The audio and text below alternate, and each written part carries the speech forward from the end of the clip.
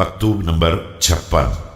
آپ علیہ السلام کی وصیت جو شریح ابن ہانی کو اس وقت فرمائی جب انہیں شام جانے والے ہراول دستے کا سردار مقرر فرمایا۔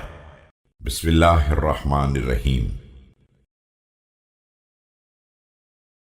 صبح و شام اللہ سے ڈرتے رہو اور اپنے نفس کو اس دھوکے باز دنیا سے بچائے رہو، اور اس پر کسی حال میں اعتبار نہ کرنا، اور یہ یاد رکھنا کہ اگر تم نے کسی ناگواری کے خوف سے اپنے نفس کو بہت سی پسندیدہ چیزوں سے نہ روکا تو خواہشات تم کو بہت سے نقصان دہ امور تک پہنچا دیں گی۔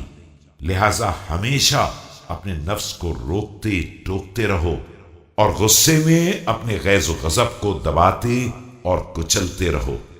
Fear Allah every morning and evening and remain apprehensive about yourself of this deceitful world, and do not regard it safe in any case.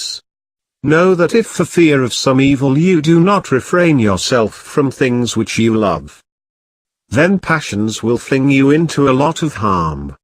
Therefore, be for yourself refrainer and protector, and for your anger a suppressor and killer.